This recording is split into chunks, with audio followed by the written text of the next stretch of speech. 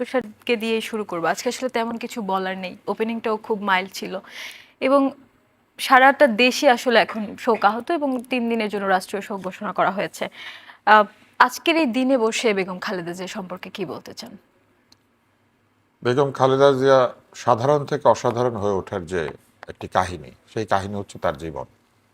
তিনি যখন প্রেসিডেন্টের স্ত্রী ছিলেন, তিনি কিন্তু সেইভাবে আমরা তাকে কখনো দেখতাম না। তিনি খুবই পর্দার আড়ালে থাকতেন। কখনো ভ্রমণে গেলে বা কোনো রাষ্ট্রীয় অনুষ্ঠানে দাওয়াত পেলে শুধু তাকে আমরা দেখেছি। প্রচার বিমুখ ছিলেন। আমরা তখন স্কুলে পড়ি, আমার মনে আছে যে তাকে নিয়ে খুব একটা যে আলোচনা হতো সেরকমও নয়। কিন্তু যখন রাষ্ট্রপতি জিয়াউর রহমানের হত্যাকাণ্ডের পরে রাজনৈতিক একটা অস্থিতিশীলতা, বিএনপি ভেঙে দেওয়ার একটা চেষ্টা চলছিল, একাধিক বিএনপির নেতা স্বৈরাচার শাসক এরশাদের সঙ্গে হাত মেলাতে শুরু করেছিলেন, সেই সময়টাতে তাকে সবাই অনুরোধ করে রাজনীতিতে নিয়ে আসে। তিনি কিন্তু রাজনীতিতে আসতে তেমন আগ্রহী ছিলেন না এবং তখন তার বয়স অনেক কম। সেই সময় তিনি এসেছিলেন মূলত দল এবং আদর্শকে বাঁচাতে, এবং সেই আদর্শকে বাঁচাতে এসে, দলকে বাঁচাতে এসে তিনি দেশকে বাঁচানোর জন্য রাজনীতিতে যুক্ত হলেন। এবং তারই রাজনীতি আমরা যতটুকু দেখেছি, আমরা দেখেছি যে তিনি কথা দিলে কথা রাখতেন, মানে তার প্রতিশ্রুতি ভঙ্গ করার ইতিহাস খুবই কম, নাই বলতে গেলে নাই, যে কারণে মানুষ তাকে স্বয়ংক্রিয়ভাবে আপোষহীন বলে উল্লেখ করত। এবং এই আপোষহীনতা তার ছিল। তার যারা বিরোধী, একসময় ছাত্র রাজনীতি যখন আমি করেছি, আমি তো ছাত্র দল করি নাই, কিন্তু ওই সময় আমি এবং আমার মতো অনেকে তাকে রেসপেক্ট করতাম। এবং শুধু রেসপেক্ট করতাম এই জন্য যে আমরা জানতাম যে প্রতিপক্ষ হিসেবে তার চাইতে উত্তম কোনো প্রতিপক্ষ হতে পারে না। কেননা আপনি নিশ্চিত জানেন যে আপনার প্রতিপক্ষ কাউকে অপমান করে না, আপনার প্রতিপক্ষ গালিগালাজ করে, আপনার প্রতিপক্ষ অন্যায় কথা বলে না। তো এইরকম একজন প্রতিপক্ষ যদি কারো থাকে, তাহলে রাজনীতি করাটা অনেক সহজ হয়। এবং যখন আমি রাজনীতি ছেড়ে দেই 92 সালে, তখন কিন্তু এই কারণেই ছেড়েছিলাম, কারণ আমাদেরকে বলা হচ্ছিল গালিগালাজ করতে, আমাদেরকে বলা হচ্ছিল অন্যায় সমালোচনা করতে, মিথ্যা কথা বলতে। একটা কথা প্রচলিত হয়ে গিয়েছিল যে ছড়িয়ে দাও, মানে মিথ্যা একটা বলো এবং সেটা ছড়িয়ে দাও। এই যে ছড়িয়ে দেওয়ার রাজনীতি, এটা বেগম জিয়া কখনো করেন নাই। উনি দেখবেন নির্বাচনের জয় পরাজয়ের চাইতে উনি সবসময় যেটা ঠিক সেটা বলার জন্য উনি চেষ্টা করেছেন, এবং তিনি কখনোই নিজের স্বার্থ দেশের চাইতে বড় করে দেখেন নাই। চাইলে তিনি বিভিন্ন জায়গাতে হাত মিলিয়ে বাংলাদেশের যে রাজনীতির গতি প্রকৃতি, তাতে ক্ষমতায় টিকে থাকা, ক্ষমতা এনজয় করা, ক্ষমতাকে ব্যবহার করা, এই কাজগুলি করতে পারতেন, কিন্তু তিনি সেটা করেন নাই। এবং প্রতিকূলতার মুখে ভেঙে পড়ার যে একটা ব্যাপার থাকে, এটা আমরা তার মধ্যে দেখি নাই কখনো। একজন মানুষ হিসেবে তিনি অনুসরণীয়, কিন্তু রাজনীতিবিদ হিসেবে আমার মনে হয় যে তিনি আরও অনুসরণীয়। এই কারণে যে কেউ যদি প্রকৃত অর্থে একজন রাজনীতিবিদ হিসেবে ইতিহাসে তার নাম লিখতে যান, তাহলে কিন্তু দল তার নাম লেখায় না, কিংবা মানুষও তার নাম লেখায় না, তার আচরণই তাকে ইতিহাসে অক্ষয় করে, অমর করে। আপনি যদি নেলসন ম্যান্ডেলার কথা চিন্তা করেন, তিনি নেলসন ম্যান্ডেলা হয়েছেন কারণ তিনি একাগ্রচিত্তেই বর্ণবাদের বিরুদ্ধে লড়াই করে গিয়েছেন। আপনি যদি গান্ধীর কথা চিন্তা করেন, পুরো দল ছিল অসহযোগ আন্দোলনের বিপক্ষে, তিনি ধীরে ধীরে অসহযোগ আন্দোলনে সবাইকে নিয়ে এসেছেন এবং অসহযোগ করে ব্রিটিশদের এখান থেকে যাওয়ানোর জন্য চেষ্টা করেছেন, এবং তারই পক্ষের লোকেরাই তাকে কিন্তু হত্যা করেছে, কিন্তু তিনি তার আদর্শ থেকে সরেন নাই।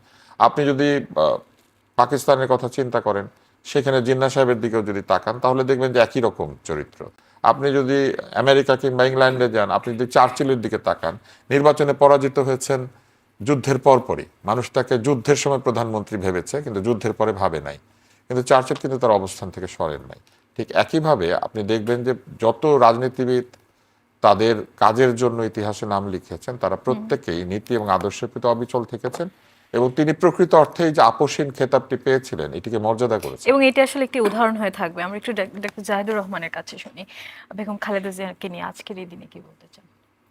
ধন্যবাদ। আমি আজ যখন ওনার মৃত্যু সংবাদটা পেলাম, আমার মানে কতগুলো স্ন্যাপশটের মতো মাথায় ভেসে উঠলো। আমার বাবা চলে গেলেন গত বছর, আমাদের মানে মূল পরিবারের প্রথম কোনো সদস্যকে আমরা হারালাম, এক্সটেন্ডেড ফ্যামিলির হারিয়েছি। বাবা চলে যাওয়ার পরও অনেকগুলো স্ন্যাপশট মাথার মধ্যে ঘোরে, মুহূর্তে এরকম অনেকগুলো স্মৃতি। তো বেগম খালেদা জিয়ার জীবন নিয়েও আমার আসলে অনেকগুলো স্ন্যাপশট আসলো, অনেকগুলো তুষার ভাই খুবই চমৎকারভাবে কাভার করলেন। আমি একটা স্ন্যাপশট দিয়ে শুরু করি। 5th অগাস্টের পর মানে ধরুন এই মুহূর্তে আপনি ফেসবুকে পাবেন শুধুমাত্র তার অসুস্থতা নিয়ে শেখ হাসিনা কি কি বলেছেন এগুলোর কম্পাইলেশন ফেসবুকে লোকজন করে দিয়েছে, ঘুরে বেড়াচ্ছে। তার লিভার সিরোসিসকে ইন্ডিকেট করে কি কুৎসিত কথা তিনি বলেছেন। এর বাইরে ওনার অসুস্থতা নিয়ে উনি আরাম করছেন জেলে গিয়ে, এসব অনেক কিছু। তো 5 আগস্ট পরবর্তী সময় আমি না ওনার জায়গায় আমার নিজকে রেখে একটু চিন্তা করে দেখেছি। মানে শেখ হাসিনার বিরুদ্ধে তো আমাদের নিজেদেরও ফাইটের একটা লম্বা ইতিহাস আছে। আমি নিজকে একজন মোটামুটি স্মুথ টকার হিসাবে বলতে চাই, কিন্তু আমি দেখলাম আমিও আমার ইয়েটা ধরে রাখতে পারিনি। মানে তার বিরুদ্ধে আমি অ্যাগ্রেসিভ কথা বলেছি, প্রয়োজন না থাকলেও বারবার বলেছি উনি তো পালিয়ে গেছেন। মানে এইটা গায়ের জোরে সবসময় মানে মানুষকে স্মরণ করিয়ে দিতে চেয়েছি।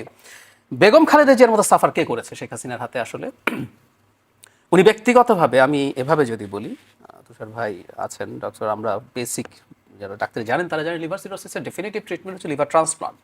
তো উনি এবার যখন গেলেন, ব্রিটেন বলল আসলে ওই সময়টা ওনার পেরিয়ে গেছে। উনি যদি শেখ হাসিনার এই অত্যাচার না হতো, আমরা ডাক্তারি পয়েন্ট অফ ভিউতে কথা বলছি, আমরা ধর্মীয় পয়েন্ট অফ ভিউতে যদি না বলি, উনি যদি আগে যেতে পারতেন, উনি তো 18 সালের আগেই জেলে গেছেন, উনি যদি আগে যেতে পারতেন, হতে পারতো যে ওনার একটা লিভার ট্রান্সপ্লান্ট হতে পারতো উনি আরও বেশ কিছুদিন আয়ু পেতেন, হতে পারতো বলছি। ওনার এক ছেলে, উনি অবরুদ্ধ থাকা অবস্থায় একটা ছেলে মারা গেছেন, এক ছেলেকে টর্চার করে পাঠিয়ে দেওয়া হয়েছে এবং ক্রমাগত মিথ্যা মামলা দিতে দিতে তাকে দেশে আসতে দেওয়া হয়নি। উনি শেষ পর্যন্ত কবে দেখলেন? এই 5 আগস্টের পরে গিয়ে সেই ছেলের সাথে দেখা হলো কিছুদিন, তাই তো? ওনার জীবন শেষ করে দিয়েছে অত্যন্ত কুৎসিত মিথ্যা একটা মামলায় তাকে নেওয়া হয়েছে এবং কুৎসা করা হয়েছে, এতিমের টাকা মেরে দিয়েছে। দেখবেন শেখ হাসিনা সংসদে দাঁড়িয়ে বাইরে সব ছেড়ে হয়েছে। তো ওই জায়গায় দাঁড়িয়ে 5 আগস্টের পর একটা বাক্য উনি বলছেন না, আই ওয়াজ রিয়েলি সারপ্রাইজড। উনি মানুষ হিসাবে ওনাকে, এটা যে কেউ, ওনার আবার এই কথাগুলো বলার সময় বলে রাখা ভালো, বেগম খালেদা জিয়া কিন্তু মানুষ ছিলেন। আমাদের এই সোসাইটির একটা প্রবলেম আছে, সাবকন্টিনেন্টেরই প্রবলেম আছে, আমরা ক্যানোনাইজ করি মানুষকে, মানুষের উপর সন্তত্ব আরোপ করার চেষ্টা করি। কেউ সন্ত না, কেউ সাধু নন। বেগম খালেদা জিয়ার রাজনৈতিক ভুল আছে, কিন্তু এই যে আমি কথাগুলো বলছি, এটা নেসেসারিলি মেইন উনি নিখুঁত ছিলেন, কিন্তু এই জায়গায় দাঁড়িয়ে উনি যে অ্যাটিটিউড দেখিয়েছেন, কথাবার্তা যে পরিমিতি বোধ দেখিয়েছেন, যেভাবে আহ্বান জানিয়েছেন আওয়ামী লীগের উপরে যাতে কোনো সন্ত্রাস বা কোনো কিছু না হয়, মানে এই জায়গা থেকে প্রথম আমার মাথায় আসলো। এবং আমি নিজে যে জায়গাটায় পরাজিত হয়েছি বলে মনে করি, আমি অনেক সময় শেখ হাসিনার বিরুদ্ধে আক্রমণাত্মক কথা বলেছি, আমি এটাকে জাস্টিফাইও করি, কিন্তু উনি তার ঊর্ধ্বে চলে গেলেন। সো এইরকম একজন মানুষ, এবং সেই কারণেই যেটা দাঁড়ালো, উনি জাতীয় অভিভাবকে পরিণত হয়েছেন। এবং আমি ধারণা করি আওয়ামী লীগেরও অভিভাবক হিসেবে তাকে মেনে নেওয়া উচিত, কারণ তাদের যে বিপদের কথা তারাই একসময় বলেছিল যে তাদের যদি পতন হয় 5 লাখ 3 লাখ মানুষকে মেরে ফেলা হবে ইত্যাদি ইত্যাদি। এই ঘটনাগুলো ঘটতে পারেন নাই কারণ বেগম খালেদা জিয়া এবং অবশ্যই তার সন্তান জনাব তারেক রহমানের যে আহ্বান। সো এই জায়গায় কাউকে নিয়ে নিজকে নিয়ে যেতে পারা, এটা একটা ব্যাপার। ধরুন এই মুহূর্তে একজন, উনি একটা রাজনৈতিক দলের তো চেয়ারপারসন, এখনও কাগজে কলমে ডিজোরে উনি চেয়ারপারসন, অথচ ওনাকে মানছে কিন্তু আর বাকি সব দল। প্রত্যেকটা বাংলাদেশে সেনাবাহিনীও আমার মনে হয় তার কথা শুনতো প্রয়োজনে। আমরা এই জন্য উনি যখন খুব অসুস্থ ছিলেন খুব বলতাম যে আমাদের স্বার্থেই তাকে আরও কিছুদিন যদি থাকতেন তিনি, বিশেষ করে নির্বাচনের পরও আমি হাঞ্চ করি কোনো না কোনো কনফ্লিক্টের সম্ভাবনা আছে। পোস্ট আপরাইজিং যেসব দেশে নির্বাচনও হয়েছে, ইজিপ্টে, তিউনিসিয়াতে, নির্বাচনের পরও কিন্তু ক্রাইসিস হয়েছে। সো ওনার ওই জায়গাটা, মানে একটা মানুষ, উনি বিএনপির চেয়ারপারসন কিন্তু ওনাকে জামাত মানেন, এনসিপির নেতারা মানেন, এবং এনসিপির একজন নেত্রী একবার তার সাথে দেখা করে এসে বলেছিলেন যে উনি তাকে বলছেন তোমরা দেশে থাকো, তো বলছেন এই কথা তার চাইতে ভালো কে বলতে পারে। আমি আবার একটু 18তে ফিরে যাই। আমরা তখন জাতীয় ঐক্যফ্রন্ট হয়েছে, আমি তখন আমি অ্যাক্টিভ পলিটিক্স করতাম, ঐক্যফ্রন্টের খুব কেন্দ্রীয় জায়গাটা আমি কাজ করছি। উনি যদি তখন 40-50টা সিটের একটা সেটেলমেন্টে তিনি যেতেন, উনি সুন্দর মতো ওটা হতো, উনি দেশের বাইরে গিয়ে চিকিৎসা নিতেন, সন্তানের সাথে থাকতেন, সব ডিল ছিল। 24-এর আগেও তাই। 24-এর আগে বিভিন্ন রাজনৈতিক নেতারা তার সাথে যখন দেখা করতে গেছেন, আমি কয়েকজনের সাথে আমার কথা হয়েছে, উনি বলেছেন কোনোভাবেই যাতে কেউ এই নির্বাচনে না যায়। ওনার দল ভেঙে নেওয়ার চেষ্টা হচ্ছে, ওনার সাথে আবার ওই একই রকম ডিলের চেষ্টা হয়েছে করেন। সেই কারণে আমি প্রায় বলি শেখ হাসিনা পতনের সবচেয়ে বড় আনসাং হিরো বা হিরোইন হচ্ছে খালেদা জিয়া। উনি ওনার জীবনটার আয়ুটার ঝুঁকি নিয়ে এই কাজটা ক্রমাগত শেখ হাসিনাকে চ্যালেঞ্জ করে গেছেন। উনি যে থেকে গেছেন দেশে, এবং শুধু এখন না, শেখ হাসিনারও ঋণী থাকা উচিত। 11 সময় শেখ হাসিনা কিন্তু পালিয়েছিলেন চিকিৎসার নাম দিয়ে। বেগম খালেদা জিয়াকে ওই দুজনকে পাঠিয়ে দিতে পারলেই -2 যাবতীয় কাজ করে ফেলতো, খালেদা জিয়া যাননি। সেটা দেখে শেখ হাসিনা কিন্তু দেশে ফিরে এসেছিলেন। তো সুতরাং এই যে তার মানে খুবই স্ট্রং, কিন্তু তার রেটরিকে, বক্তব্যে তিনি অ্যাগ্রেসিভ না। এবং আমি ভবিষ্যতের জন্য খুবই গুরুত্বপূর্ণ মনে করব, কারণ হলো এখনকার পৃথিবীতে গ্লোবালি এক ধরনের রাইটিস্ট পলিটিক্যাল উত্থান হচ্ছে, মানে অত্যন্ত অ্যাংরি কথাবার্তা, স্ল্যাং বলার প্রবণতা, এগুলো গ্লোবালি আছে। আপনি স্ট্রং লিডার হিসাবে নিজকে প্রতিষ্ঠিত করার চেষ্টা করছেন, সেটা একেবারে বিপরীতে তিনি ছিলেন। এবং ঘটনাচক্রে আমি দেখলাম তার সন্তান জনাব তারেক রহমানও বেশ খানিকটা সেই ধারায় কথা বলছেন।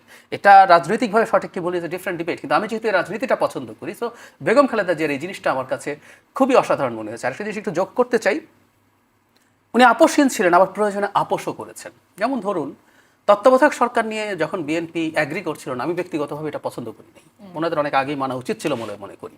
আচ্ছা, কিন্তু 96-এর যে 15ই ফেব্রুয়ারি নির্বাচন, যেটি নিয়ে আওয়ামী লীগ তীব্র সমালোচনা করে, ওই নির্বাচনটা হতে হতো কারণ একটা পর্যায়ে এসে বেগম খালেদা জিয়া এবং তার সরকার মেনে নিয়েছিলেন তত্ত্বাবধায়ক সরকার করবেন। এটা কিন্তু জনগণের আন্দোলনের মুখে উনি স্বীকার করেছেন, অ্যাগ্রি করেছেন। এই নমনীয়তাটাও প্রয়োজন ছিল। নির্বাচন তো হয়ে গিয়েছিল, 15ই ফেব্রুয়ারি যে নির্বাচন হয়েছে, 14 সালের 5 জানুয়ারি কি একই রকম একটা নির্বাচন হয়েছিল না? ওটা করে শেখ হাসিনা 5 বছর থেকে গেলেন না? খালেদা জিয়া আসলেন, প্রথম এই বিলটা আনা হলো তত্ত্বাবধায়ক সরকারের, এনে সেটা পাশ করে উনি রিজাইন করে তত্ত্বাবধায়কের হাতে ক্ষমতা দিয়ে দিলেন। একদিনও উনি ক্ষমতাটাকে এক্সটেন্ড করার চেষ্টা করেননি। সেরকম আপনি বাঁকে বাঁকে পদে পদে একদম প্রতিটি জায়গা জায়গা আসলে এমন উদাহরণ আবারও আছে। বলছি, এটা বলে রাখা ভালো, উনি চলে গেছেন, কোনো একদিন আমরা যখন খালেদা জিয়াকে বাংলাদেশের পলিটিক্যাল ইম্প্যাক্ট নিয়ে কাজ করব, তার ভুলগুলো নিয়ে আলোচনা করব। তারও ভুলও আছে, সবারই ভুল থাকে। এহসান মাহমুদের কাছে একটু আসি। তরুণ যারা আছেন তাদের মধ্যে বা আমরা যারা শিল্প সাহিত্য সংস্কৃতির ধারক, তাদের কাছে আসলে বেগম খালেদা জিয়ার গ্রহণযোগ্যতাটা কেমন? জি ধন্যবাদ। আমার দুই সহ আলোচক দুজনে আমার অগ্রজ, তাদের কথা দেখি, খেয়াল করি। তো খালেদা জিয়া, আমরা যারা 90s যারা জন্মগ্রহণ করেছি এবং সেই সময় আমরা যারা বড় হয়েছি, সেই সময়ে খালেদা জিয়াকে আমরা তো প্রধানমন্ত্রী হিসেবে দেখেছি, এবং তখন তার মানে হচ্ছিল যে দেশের মাথার উপরে তিনি আছেন, মুকুট হয়ে আছেন, এরকম চরিত্র নিয়ে কিন্তু আমরা তাকে দেখেছি। সেই খালেদা জিয়াকে আমরা বিভিন্ন চরিত্রে দেখেছি।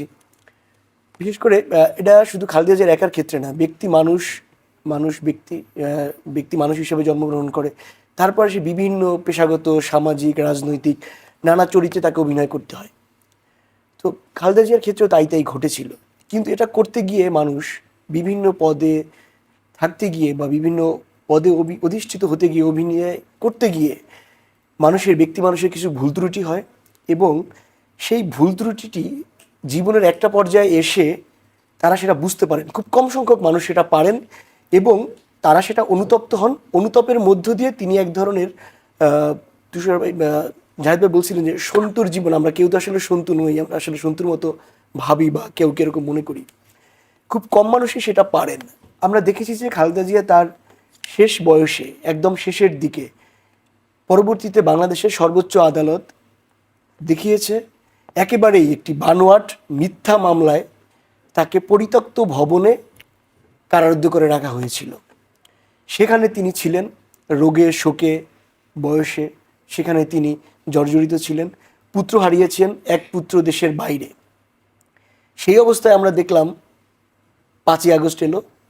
5ই আগস্টের পরে তিনি বিচারিক প্রক্রিয়ার মধ্য দিয়ে তিনি মুক্তি পেলেন, এবং মুক্তি পাওয়ার পরে তিনি প্রথম যেই বক্তব্যটি গণমানুষ মানে আমাদের জনপরিসরে এলো, তার ভিডিও বার্তায় তার বক্তব্যটি, সেখানে তিনি বললেন, হিংসা নয়, প্রতিহিংসা নয়, কারোর প্রতি রাহাজানি কিংবা রক্তক্ষয়ী কোনো কিছু নয়, আমরা দেশে শান্তি শৃঙ্খলার চাই।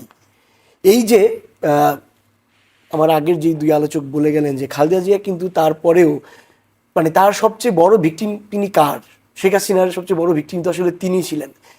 সেদিন যদি বিএনপির সর্বোচ্চ নেতা হিসাবে তিনি যদি একটু কটু বাক্যে বা তার বক্তব্যে যদি একটু উষ্মা প্রকাশ পেত, তাহলেও আওয়ামী লীগ যে মনে করতো যে সারা দেশে তাদের পতন হলে 5 লক্ষ মানুষ মারা যাবে, খালেদা যদি উষ্মা প্রকাশ করতো 5ই আগস্ট সন্ধ্যায়, তাহলে অন্তত 1 লক্ষ মানুষ সেদিন বাংলাদেশে আওয়ামী লীগের রক্তে লাল হয়ে যেত। সেটা তিনি করেন নাই। তাকে আমরা দেখেছি শান্তি শৃঙ্খলার কথা তিনি সেখানে বলেছেন। দেখেন, খালেদা জিয়া শুধু বাংলাদেশের একজন মানুষ হিসাবে নন, সারা পৃথিবীর, বিশেষ করে আপনি মুসলিম বিশ্বের উদাহরণটা আমি এই জন্য দিচ্ছি, সারা পৃথিবীর মুসলিম বিশ্বের একমাত্র নারী প্রধানমন্ত্রী যিনি প্রথম তার পূর্ণাঙ্গ মেয়াদ তিনি পূরণ করেছিলেন। এর আগে বেনজির ভুট্টো, তিনি 88 থেকে 90 2 বছর ছিলেন, তিনি তার পূর্ণাঙ্গ মেয়াদ পূরণ করতে পারেননি, কিন্তু খালেদা জিয়া 91 থেকে 96 পূর্ণ মেয়াদে প্রধানমন্ত্রী হিসাবে সফলভাবে এবং বাংলাদেশে যেই বহুদলীয় গণতন্ত্রের যাত্রা, গণতান্ত্রিক ধারা, সেটা 91 সালের যে সংসদ নির্বাচন, জাতীয় নির্বাচন, সেটাকে বলা হয় সবচেয়ে ভালো নির্বাচনগুলোর একটি, এবং সেই নির্বাচনের মধ্য দিয়ে তিনি সংখ্যাগরিষ্ঠ দলের প্রধান নেতা হিসাবে প্রধানমন্ত্রী নির্বাচিত হলেন এবং তিনি সফলভাবে 5 বছর বাংলাদেশকে শাসন করলেন। এবং একজন নারী হিসেবে চিন্তা করেন আপনি, বাংলাদেশকে বলা হয় যে গ্রামের দেশ, সেই প্রত্যন্ত অঞ্চল, সেই দিনাজপুর থেকে খালেদা জিয়া 1960 সাল পর্যন্ত, 65 সাল পর্যন্ত তিনি দিনাজপুরে রইলেন। 1945 তার জন্ম, 65 সাল পর্যন্ত তিনি দিনাজপুরে রইলেন। জিয়াউর রহমানের সাথে যখন বিবাহ বন্ধনে তিনি আবদ্ধ হন, তখন জিয়াউর রহমান একজন ক্যাপ্টেন। জিয়াউর রহমান যখন বদলি হয়ে গেলেন, তখন তিনি কর্মসূত্রে স্বামীর কর্মস্থলে গেলেন এবং তার আগ পর্যন্ত 20 বছর তিনি দিনাজপুরে রইলেন। এবং সেখান থেকে বেড়ে ওঠা একজন নারী পরবর্তীতে বাংলাদেশের প্রধানমন্ত্রী হলেন এবং বাংলাদেশের যে নারী পুরুষের যে সমান অধিকার এবং পুরুষের নামের পাশাপাশি সন্তানের অভিভাবক হিসাবে যে নারীর নাম, মায়ের নাম দিতে হবে, নারীদের জন্য শিক্ষা বিস্তার, নারীদের জন্য বিনা বেতনে শিক্ষা, প্রাথমিক শিক্ষা পর্যন্ত এবং উপবৃত্তি চালু করা, এই যে একজন নারী প্রধানমন্ত্রী বলেই কি তিনি এটা চালু করতে পেরেছিলেন কিনা। এবং আমার ধারণা মানে শুধুমাত্র দলীয় নেত্রী কিংবা দলীয় প্রধান, সাবেক প্রধানমন্ত্রী এসবের বাইরেও মানে ব্যক্তি খালেদা জিয়াকে নিয়ে তিনি আসলে ব্যক্তি খালেদা জিয়াকে নিয়ে যখন আমরা আলোচনা করি, বিশেষ করে গত 1.5 দশকে, এটা একটা দুঃখ, মানে আমার ব্যক্তিগত আমার মানে নিজেদের সাথে আলোচনা করতে গেলে আমরা প্রায় বলি যে খালেদা জিয়ার মতো একজন মানুষ যিনি তার প্রতিপক্ষকে কখনো কোনো কটুবাক্যে জর্জরিত করেননি, কারোর প্রতি হিংসা ছড়াননি, অন্তত তার মুখের ভাষায় তিনি তার প্রতিপক্ষকে কোনো ঘায়েল করেননি। তুষার ভাই যেটা বলছিলেন যে আমরা জানতাম যে তিনি প্রতিপক্ষ নেতা, কিন্তু তিনি কাউকে খারাপ কিছু বলবেন না, প্রতিপক্ষ হিসেবে তিনি ভালো। একদম। আমি আরেকটু বলি যে এমন প্রতিপক্ষ হিসেবে খালেদা জিয়া যাদেরকে পেয়েছিলেন, তার গোটা জীবনের, রাজনৈতিক জীবনের, তার প্রায় 41 বছরের রাজনৈতিক ক্যারিয়ার, 43 বছরের প্রায় রাজনৈতিক ক্যারিয়ারের মধ্যে 41 বছর তিনি দলীয় প্রধান ছিলেন এবং গত 1.5 দশকে তিনি প্রায় বিরোধী দলে ছিলেন। তার এমন মানুষদের বিরুদ্ধে তার রাজনীতি করতে হয়েছে, তার পটেনশিয়াল লস করতে হয়েছে, যারা ছিল তার উল্টো চরিত্রের, যারা মুখের কথায় গালি ছাড়া তারা কথা বলতে পারতো না, ঘৃণা দেয়া ছাড়া তারা কথা বলতে পারতো না। এমন ব্যক্তিত্বের বিপরীতে যখন খালেদা জিয়াকে নিয়ে যখন আলোচনা করতে হয়, তখন আমরা আসলে এই তুলনাগুলো ঠিক আসলে ভাষা দিয়ে ঠিক করা যাবে না। সেই জন্য খালেদা জিয়াকে বাংলাদেশের মানুষ, আমরা যতটা না রাজনীতিবিদ হিসাবে আগামী দিনে আমার মনে হয় যে যেই বাংলাদেশে আমরা এরকম এই উপমহাদেশের সাম্প্রতিক উদাহরণ আছে, সাম্প্রতিক নয়, সেটাও মহাত্মা গান্ধী ছিলেন তরুণদের সামনে, জন্য আসলে তিনি উদাহরণ হয়ে থাকবেন। আমরা